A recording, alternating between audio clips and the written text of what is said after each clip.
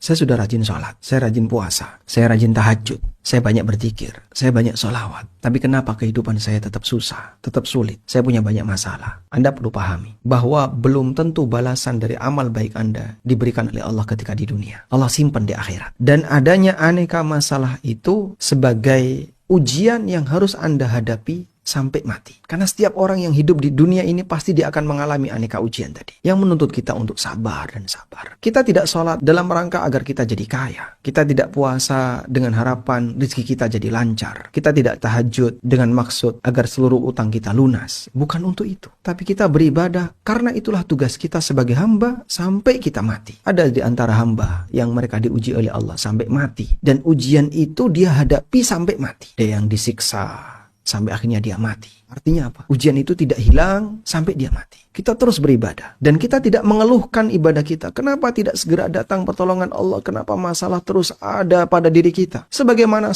para nabi masa silam, masalah terus ada pada diri mereka sampai mereka mati. Dan mereka tidak berhenti ibadah. Jangan sampai kita kemudian merasa, saya telah ditinggal oleh Tuhan. Saya ditinggal oleh Allah. Usaha saya, ibadah saya, sholat saya, selama ini yang saya lakukan sia-sia. Karena nggak ada hasil. Dari mana Anda tahu kalau itu sia-sia? Dan nggak ada hasil. Utang saya nggak pernah lunas. Apakah Anda sholat untuk melunasi utang? Apakah Anda puasa biar Anda kaya? Bukan untuk itu. Kita sholat, kita puasa. Karena itu tugas kita sebagai hamba yang telah diciptakan oleh Allah. Sedangkan keberadaan musibah, masalah, itu bagian dari bawaan hidup yang tidak akan pernah lepas. Karena kita akan diuji oleh Allah sampai mati. Di posisi inilah kita perlu memisahkan. Ini ibadah, ini masalah. Anda beribadah karena Anda menjalankan tugas sebagai hamba. Dan kita berharap semoga dengan ibadah ini Allah memberikan balasan kepada kita. Balasan kebaikan. Ibadah kita diterima sebagai bekal ketika kita menghadap Allah di akhir.